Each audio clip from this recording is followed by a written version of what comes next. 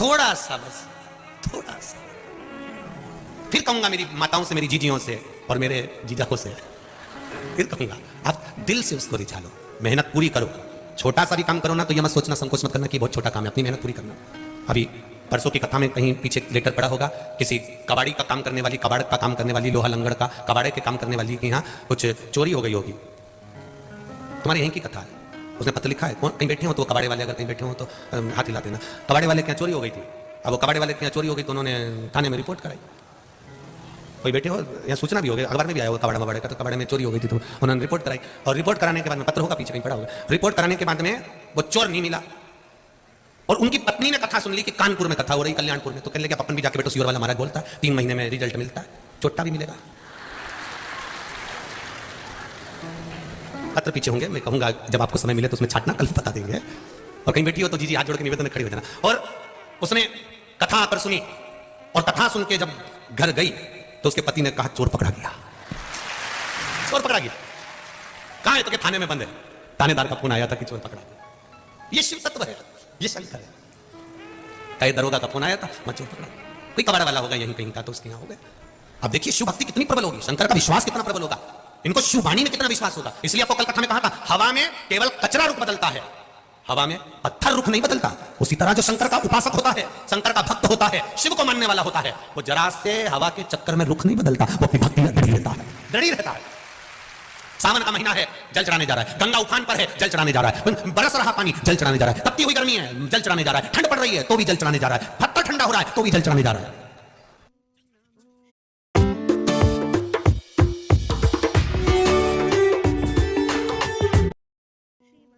उसका विश्वास दृढ़, उसका भरोसा पक्का। और जिस समय पर विश्वास दृढ़ हो जाता है, भरोसा पक्का हो जाता है, परमात्मा मिल जाता है। लोग कहते हैं ईश्वर के, हम तो इतना पूजन करते, इतना पाठ करते, इतनी आराधना करते, इतनी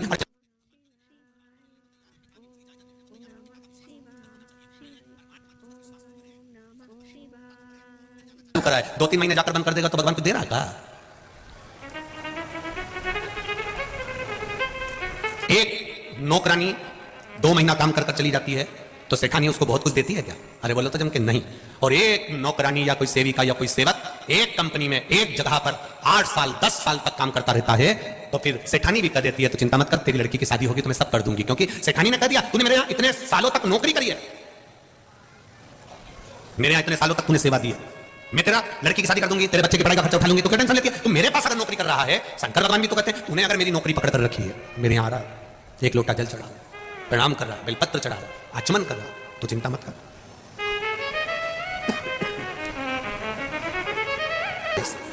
शिव कथा कर रही, अंधकासुर ने कहा मेरे प्राण न छूटे, मैं मरूं नहीं, ऐसा कुछ कर दीजिए। मरना निश्चित है, दुख आएगा ये पक्का है। 2 कारणों से मनुष्य का शरीर मिलता है, 2 कारणों से मानव का देह मिला है। एक पूर्व के कर्म का भोग भोगने के लिए और दूसरा भगवान का भजन करने के लिए। ये 2 कारण हमारे को मिले हैं। ये 2 कारणों से मनुष्य का शरीर मिला है, ये 2 कारणों से मानव की देह मिली है, मानव का शरीर। 2 कारण है हमारे जन्म के, एक भगवान का भजन करो, दूसरा कर्म का भोग भोग।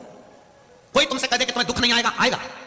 पर शिव महापुराण की कथा सुनी है तो थोड़ा सेफ रहोगे, आएगा जरूर, सामने आएगा।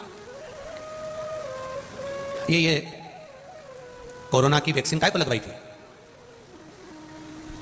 कई लोगों ने बहुत डराया, हाथ टेढ़ा हो जाएगा, 4-6 दिन तक बुखार आएगा। जो विरोधी थे उन्होंने डराने का बहुत प्रयास करा कि ये ऐसा हो जाएगा, वैसा हो जाएगा, कोरोना का इंजेक्शन मत लगवाना, तो वैक्सीन मत लेना, लोगों ने खूब डराया। उसी तरह शिव महापुराण में भी लोग डराते हैं, शंकर जी का शिवलिंग मत बनाओ, रात को यह पूजन मत करो, काली मिर्ची मत चढ़ाओ, ये मत करो, बेलपत्री मत चढ़ाओ, शिव जी को शहद लगाकर बेलपत्र मत चढ़ाओ। लोग तुम्हें भटका देंगे, डरा देंगे, तुम्हारा मार्ग विच्छेद कर देंगे। पर जिसने कोरोना की वैक्सीन लगवा ली उसको दूसरे चरण तीसरे चरण में कुछ नहीं हुआ, बच गया। जिसने नहीं लगवाई थी डर के मारे कुछ हो जाएगा, हाथ टेढ़ा हो जाएगा, बीमारी हो जाएगी, लोग करें ऐसा हो जाएगा, जो डरे वो मरे, जो डर गए वो मर गए। जिन्होंने वैक्सीन लगवा ली वो बच गया, वो बच गया। और बुजुर्ग लोग बहुत चतुर थे, नवयुवक लड़के डर रहे थे, बेटियां डर रही थी हम वैक्सीन लगवाएंगे कल से कुछ हो गया तो। और बुजुर्गों ने सोचा मत लगवा, हम तो सबसे पहले जाएंगे, 60 से ऊपर वाले सबसे पहले पहुंच गए, लगवा के आ गए, आराम से चना चबा चबा के खा रहे, इनका कुछ नहीं करना, कुछ नहीं। और दूसरे चरण में देखो आप तो सब जवान जवान जवान जवान, कोई 40 साल का, कोई 50 साल का, कोई 35 साल का, निपटते चले गए ककड़ी भट्टे की तरह, लोग जाते गए, लोग डर रहे थे। शिव महापुराण की कथा कल्याणपुर कानपुर में नहीं हो रही है, ये मेरे आनंदेश्वर महादेव ने तुम्हारे भीतर तुम्हारे कार्य के लिए, तुम्हारी सफलता के लिए ये वैक्सीन भेजी है कि एक बार अच्छे से लगवा लो तो आगे बढ़ जाओगे। ये वैक्सीन बच लो, लगाओ वैक्सीन का, वो सुख है।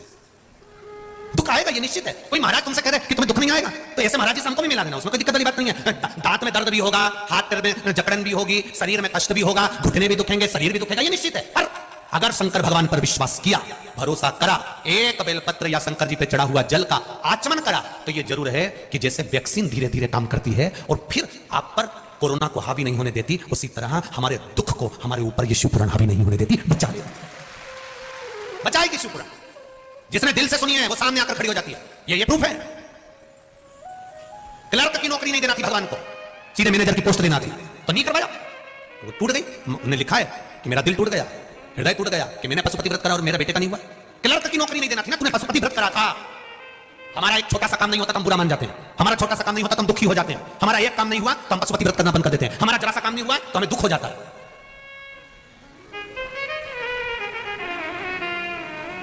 एक छोटा सा काम नहीं हुआ तो हमें दुख हो गया। जरा सोचो परमात्मा ने क्यों नहीं करा, तुम्हारे व्रत करने के बाद भी भगवान ने क्यों नहीं सुना? उसका कारण होगा थोड़ा रुक, सब्र कर, थोड़ी सी सब्री रख, थोड़ा सब्र रखेगी तो देख, तेरे ने तो केवल पोहा बनाया था खाने के लिए, ते पोहे के साथ हलवा और जलेबी भी रखेगा, वो भी तू रुक तो जा, खुद रखे। तो थोड़ा सा विश्वास तो रख, रुक थोड़ा, संभल थोड़ा, घबराना नहीं कि मैंने व्रत करा, मैंने उपास करा, मैंने शिव जी की आराधना करी, मैं रोज एक लोटा पानी चढ़ाने जाती हूं, मैं शंकर जी के मंदिर जाती हूं, मैं आनंदेश्वर महादेव के मंदिर जाती हूं, मैं शिव जी की आराधना करने जाती हूं, भगवान मेरी नहीं सुन रहा। थोड़ा रुक, शांति रख, संभल, शिव जी के भजन को और विश्वास की जरूरत है, और दृढ़ होते जा, और भरोसा पक्का करते जा, सुनेगा, सुनेगा, सुनता जा। और जब वो सुनेगा तो सुख का अनुभव अपने आप होगा, अपने आप।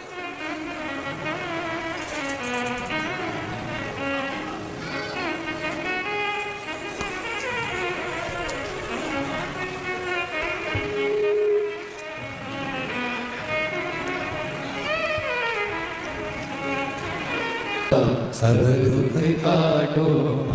अंत का सुनने ब्रह्मा जी से वर मांग लिया, ब्रह्मा जी अगर मैं मरूं तो जिस दिन मैं अपनी माता को गलत दृष्टि से देखूं उस दिन मेरे प्राण छूटना चाहिए। ये वर मांगा गया। इतना सुंदर ब्रह्मा जी ने कहा बहुत बढ़िया वर मांगा है तूने, माता को गलत दृष्टि से उस दिन तू मरे। पर नारी और पर धन पर कभी दृष्टि मत दो, पर नारी और पर धन पर कभी दृष्टि मत दो। दूसरे के धन पर अगर दृष्टि दी है, दूसरे के धन पर अगर आपने लालच कर लिया तो बर्बाद होगे, और पर नारी पर अगर दृष्टि दे दी, पर नारी को अगर आपने गलत दृष्टि से देख लिया तो बर्बाद हो जाओगे। बहुत प्रणाम कर कर चलिए महाराज, बहुत प्रणाम कर कर चलिए। शिव कथा कहती है शंकर भगवान का सुंदर पावनमय चरित्र कह रहा, किसी से मतलब, केवल अगर मतलब रहे तो भगवान देव महादेव से रहो। परिवार में रहो, नातेदार रिश्तेदार कुटुंब कबीला पुत्र बहू बेटा सबके साथ में रहो। कोई अगर तुमसे कहे कि घर छोड़कर चले जाओ, बिल्कुल मत जाओ। कोई तुमसे कहे कि तुम तीर्थ में जाके बैठ जाओ, बिल्कुल मत बैठो। तुम तो भगवान की कृपा से अपने परिवार में रहो। जो दुख आए उसका सामना करने के लिए मेरे देवादिदेव महादेव के पास में जाकर बैठो और उससे निवेदन करो। चढ़ाते हो आप लोग एक लोटा जल? कौन कौन चढ़ाता है? हाथ उठा, सभी लोग चढ़ाते हैं। रखो रखो रखो, बहुत बढ़िया, चढ़ाना चाहिए। अपने बच्चों की भी आदत डालो, बेटा बेटी की भी आदत डालो। जो नवयुवक लड़के लड़कियां बेटा बेटी के लिए जा रहे हैं, शिक्षा के लिए तैयार कर रहे हैं, कंपटीशन एग्जाम की तैयारी कर रहे हैं, खूब मेहनत करो। और मेरा उन नवयुवक बेटा बेटी से कहना है, शंकर जी के मंदिर में जाने में संकोच मत करो। एक लोटा पानी अपने घर से लेकर जाओ, मंदिर का पानी नहीं, घर से पानी लेकर जाओ और शिव जी को चढ़ाओ। क्योंकि तुम एग्जाम देने जाओगे तो घर से जाओगे, कोचिंग से जाओगे, अपने घर की दहली से एक लोटा पानी रोज जाना चाहिए शिव जी को चढ़ाने के। जैसे आज इन बच्चों के पत्र आए हैं, 7 दिन की कथा में ढेरों लोगों की नौकरियों के पत्र आए, अर्थात उनके भीतर विश्वास जागा, तभी तो शिव ने हाथ पकड़ा। आप भी विश्वास रखो, आप जाओ शिव जी के मंदिर में। और मौका मिले कभी एक बार शिव महापुराण की कथा सुनने का, तो किसी पंडाल में बैठकर या आस्था चैनल के सामने या फेसबुक यूट्यूब पर, जितने बेटा बेटी मोबाइल चलाते हैं उनसे भी निवेदन है, आप सुनो। दिन में नहीं सुन सकते, आप व्यस्त रहते हो, कभी ऐसा समय निकाल लो कि हमको यूट्यूब पर भी कथा सुनना है, तो 15-20 मिनट में कथा सुन लो। एक शिव पुराण मुझे पूरी सुनना है। मेरा विश्वास कहता है कि बाबा मेरा हाथ पकड़ेगा और मुझे कहीं ना कहीं अच्छी जगह रखेगा, निश्चित।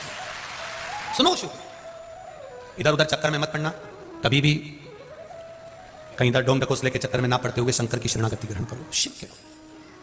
तुम चेले किसी के भी हो, उससे मतलब नहीं होता कि हम इनके शिष्य हैं तो हम मंदिर नहीं जा सकते। शिव मंदिर जाना, शंकर के द्वार रामचरितमानस की रचना करी तो पहले तुलसी बाबा ने राम जी के कथा में शंकर भगवान का चरित्र का वर्णन करा। भगवान कृष्ण की भागवत की रचना करी वेद व्यास जी ने तो पहले शिव जी की रचना करी, शंकर भगवान की कथा की रचना करी। विष्णु पुराण, कुर्म पुराण, नारद पुराण, जितनी पुराण उठाना है एक एक पुराण को उठाकर देख लीजिए, सारी पुराण में सबसे पहले शंकर भगवान का चरित्र है। क्यों? क्योंकि जिस पुराण में शिव नहीं होगा वो पुराण का आनंद नहीं हो सकता, इसलिए शिव को पहले विराजमान आप करो शंकर भगवान की आराधना। और मेरा माताओं से निवेदन, कोई बड़ी बीमारी आ गई है शरीर में, कोई कैंसर जैसा रोग, किडनी, लीवर, कुछ भी तकलीफ है, शिव की आराधना करो, छोड़ना मत शंकर भगवान की आराधना। और किसी भी शिवालय को हल्के में मत लेना कि मेरे पड़ोस का शिवालय तो अब भी स्थापना हुई, नहीं, कोई शिवालय हल्का नहीं। शंकर का मंदिर नहीं होता, शंकर का शिवालय होता है। मंदिर में भगवान स्थापित होते हैं, शिवालय में भगवान स्थापित नहीं होते। रोज जिस शिवालय में शंकर जी रहते हैं, शिवालय से प्रतिदिन शंकर भगवान अपने भक्तों के दुख को जानने के लिए प्रतिदिन निकलते हैं, उसको शिवालय कहा। भगवान विष्णु वैकुंठ छोड़ते हैं समय पर, ब्रह्मा जी ब्रह्मलोक छोड़ते हैं समय पर, इंद्र लोक छोड़ते हैं समय पर, मेरा देवादिदेव महादेव माता पार्वती को रोज नंदी पर बिठाकर प्रतिदिन प्रदोष काल में शाम के समय पर प्रतिदिन घूमने निकलता है, लोगों के दुख काटने निकलता है प्रतिदिन। एक दिन भी नहीं जाता जिस दिन मेरा महादेव नहीं निकलता, प्रतिदिन। आप उठाओ एक वेद पुराण शास्त्र उठाकर देख लीजिए, उसमें लिखा है प्रदोष काल में शंकर भगवान निकलते हैं पार्वती जी के साथ में, प्रतिदिन जाते रोज का। और अब तो आप लोगों पर बड़ी कृपा है, धीरे धीरे ठंड बढ़ती चली जाती है, सूर्यास्त का समय भी नजदीक आते जाता है, और कथा भी वो 2 से 5 रहती है, तो प्रदोष काल में ही चलती रहती है, उसका पूरा पुण्य देवादिदेव महादेव की कृपा से आपको मिल जाता है। जरा विचार करिए, आपको कल की कथा में, परसों की कथा में कहा था हेलीकॉप्टर को उतारने के लिए हेलीपैड बना होता है जिसपे एच लिखा होता है। शंकर भगवान नंदी पर चढ़कर जाते हैं पार्वती जी के साथ में, जहां से महापुराण की कथा हो रही है वो हेलीपैड समझ कर उतर जाते हैं नीचे, शिव उतरते हैं। यहां मेरे भक्त हैं, यहां मेरा भक्त विराजमान शिव। भगवान की अविरल भक्ति में जो बल है। और एक बात और कहना चाहेंगे, सीहोर में अभी रुद्राक्ष उत्सव नहीं है, अर्थात रुद्राक्ष वितरण नहीं हो रहा। सीहोर में कोई बीमार है, किसी का तबियत ज्यादा खराब है और वो रिपोर्ट लेकर आ गया डॉक्टर की, तो भले दे देते हैं, पर अभी रुद्राक्ष वितरण बंद है। रुद्राक्ष वितरण करेंगे जब रुद्राक्ष उत्सव का समय आएगा, तब हम पूरा प्रयास कर रहे हैं कि उस समय पर रुद्राक्ष उत्सव के समय पर रुद्राक्ष वितरण का क्रम हो। हम भी चाहते हैं कि आप लोगों तक एक रुद्राक्ष पहुंचे और आपके जीवन को वो सार्थक करे, ऐसा नहीं। पर अभी आप लोग सोचें कि वहां रुद्राक्ष मिल जाए तो ना जाए, करवा देंगे।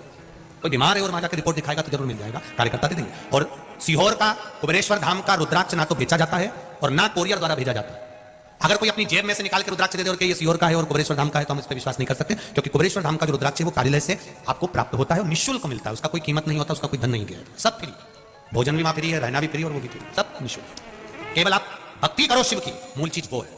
सबसे मूल है भगवान शंकर के मंदिर जाना चालू करो, एक लोटा जल चढ़ाना चालू करो, सारी समस्या का हल एक लोटा जल। कलयुग नहीं, शिव युग चल रहा है, इसलिए शंकर भगवान सबका हाथ पकड़ा हुआ है, ये शिव युग, इसको समझो।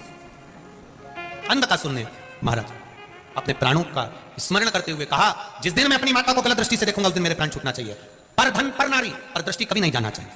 दूसरे के धन पर अपनी दृष्टि मत दो, दूसरे की नारी पर अपनी दृष्टि मत दो, बर्बादी का सिरा है। लंका अधिपति रावण ने पर नारी पर दृष्टि दे दी थी, इसलिए पूरा बर्बाद हो गया। पर नारी, दूसरे की स्त्री पर, दूसरे की नारी पर कभी दृष्टि नहीं। रावण ने जो गलती करी है वो गलती आप ना करें, सावधान रहें उससे कि दूसरे का अगर धन हमारे यहां आ गया, बेकार धन हमारे यहां आ गया तो हमको बर्बाद कर देगा, और नारी पर भी अगर दृष्टि गलत चली गई तो वो बर्बाद कर देगा, तो बर्बादी का सिरा। महाराज अंधकासुर ने वर मांगा, जिस दिन मैं अपनी माता को गलत दृष्टि से देखूं उस दिन मेरे प्राण छूटे। उसको नहीं मालूम था कि मैं माता की गोद में खेला हूं, पार्वती जी मेरी मां है। उसने अपने दूतों से कहा, मुझे विवाह करना है, कोई अच्छी लड़की ढूंढो, अच्छी कन्या ढूंढो, अच्छी नारी ढूंढो। किसी ने कह दिया सबसे सुंदर तो हिमालय राज की बेटी है जिसका नाम पार्वती है, बहुत सुंदर है वो। अब इसको यह नहीं मालूम कि मां तो सुंदर होती ही है। जो दुनिया में सबका भला करता है ना, जो अपने बच्चों के लिए कभी गलत नहीं सोचता है ना, जो दुनिया में सबका भला चाहता है, वो हमेशा सुंदर ही बना रहता है, उसकी सुंदरता को कभी कमी नहीं आ सकती। ब्यूटी पार्लर में ये बाहर का श्रृंगार होता है और शिव महापुराण में आत्मा का श्रृंगार होता है। यहां आत्मा शुद्ध होती है, यहां की सुंदरता आत्मा की सुंदरता होना चाहिए। अंधकासुर ने कहा, मैं विवाह कैसे करूं, तो कहा हिमालय राज की कन्या बड़ी सुंदर, पर उसका विवाह हो गया है भगवान शंकर के साथ।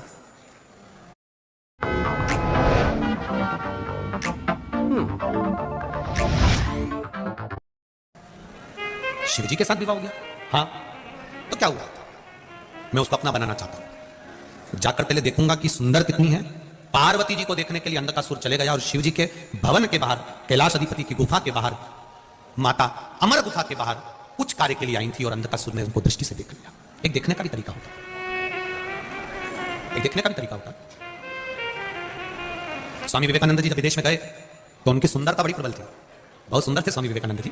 तो वहां की जो नारियां थी उन्होंने कहा कि स्वामी जी हम आपसे कोई संबंध रखना चाहते हैं, कोई संबंध बनाना चाहते हैं। स्वामी विवेकानंद जी ने कहा मैं भी आपसे संबंध बनाना चाहता हूं, मना नहीं है। नारियां खुश हुई, आप कौन सा संबंध बनाना चाहते हैं? स्वामी विवेकानंद कहते हैं आप मेरी मां और मैं आपका बेटा बनना चाहता हूं। आप मेरी मां बन जाओ और मैं आपका पुत्र बन जाओ। संसार में इससे बड़ा सुंदर कोई संबंध नहीं है, माता और पुत्र से सुंदर कोई संबंध हो भी नहीं सकता। माता पुत्र के संबंध के बराबर कोई संबंध नहीं। पार्वती जी को जब गलत दृष्टि से देखा है, हाथ पकड़ने के लिए अंधकासुर आगे आया, मैं तुम्हें अपना बनाना चाहता हूं। पार्वती जी की आंख में जल भर गया, माता पार्वती जी के नैनों में जल भर। आज मेरा पुत्र मुझे गलत दृष्टि से देख रहा है। शिव जी को क्रोध आ गया, काल भैरव को प्रकट कर दिया। काल भैरव से कहा जाओ अंधकासुर का वध करो। काल भैरव ने जाकर अंधकासुर का वध कर दिया। अंधकासुर ने पूछा कि अगर मैं आपका पुत्र था, अगर मैं आपका बेटा था, तो फिर मेरा प्राण क्यों ले रहे हो? माता पार्वती जी ने कहा जो बेटा किसी पर स्त्री पर भी अगर अपनी दृष्टि देता है तो ऐसा बेटा ना हो तो अच्छा है। उस बेटे का क्या करेंगे? ऐसा बेटा किस काम का? बड़ा सोचनीय प्रसंग है ये महाराज, बहुत सोचने वाला प्रसंग है। अंधकासुर और माता पार्वती का ये प्रसंग बहुत सोचने वाला, सीख देने वाला प्रसंग। अपने बच्चों को समझाइए, अपने बच्चों को ज्ञान दीजिए, बेटा अपनी जिंदगी में परधन और परनारी से दूरी बनाकर रखना। आज के समय में छोटी छोटी बेटियों के साथ में भी जो गलत कृत्य हो रहे हैं उसको कोई दूसरा नहीं रोक सकता, आपका संस्कार रोक सकता। आप अपने बच्चों को ये संस्कार दीजिए कि हमारे बच्चे कोई गलत मार्ग पे ना चले जाए, गलत जगह पर ना चले जाए। थोड़ा कम कमाओगे चल जाएगा, थोड़ा कम व्यापार चलेगा चल जाएगा, थोड़ा धन कमाएगा चलेगा, पर बेटा बेटी ये हमारी जिंदगी की वो पूंजी है। अगर ये गड़बड़ हो गए तो जिंदगी नरक चली जाएगी, पूरा जीवन नरक जाएगा। इनको सवार लो, इनको सुधार लो, अभी भी मौका। वैसे तो नवयुवक बेटा बेटियां भी आप मंदिर जाना प्रारंभ करें हैं। कई बेटियां तो आप मंदिर जाती हैं और शान से जाती हैं। कई बेटे नवयुवक लड़के भले जींस पहनकर मंदिर जा रहे हैं पर शान से जाते हैं। जो बेटा बेटी नवयुवक बेटा बेटी मंदिर जाते हैं उनको देखकर गौरव उत्पन्न होता है। ये लगता है कि हमारा सनातन धर्म अब जाग चुका है, अब आनंदित हो चुका है, अब इनको शर्म नहीं है मंदिर जाने में। उठाया लोटा और चल दिए शिव मंदिर। अंधकासुर गया, प्राण छूट गए। मरते मरते कहना मैंने गलती क्या करी, तूने माता को गलत दृष्टि से देख लिया। ऐसे पुत्र पर क्या करूंगी जो किसी नारी को गलत दृष्टि से देखे? ऐसा पुत्र मेरे गोद में खेले, नहीं चाहिए ऐसा पुत्र। माता पार्वती ने मना कर दिया, नहीं हो ऐसा पुत्र, मार दो इसको। काल भैरव ने समाप्त कर दिया अंधकासुर। अंधकासुर समाप्त हुए। समय आया, देवदेव महादेव से माता पार्वती जी ने विनय करा कि प्रभु कृपा करिए, गणेश जी और कार्तिकेय जी के मंगल विवाह का स्मरण करिए। इसका विवाह हो जानकर भगवान श्री गणेश जी महाराज के मंगल विवाह के प्रसंग का भाव व्यक्त हुआ। गणेश जी महाराज का विवाह तो करना चाहती हैं मां, पर कार्तिकेय सुंदर है और गणेश जी को तो मुख भी लगा है तो हाथी का लगा है। तब विश्वरूप जी की कन्या के साथ में गणेश जी का विवाह पक्का हुआ, रिद्धि सिद्धि के साथ।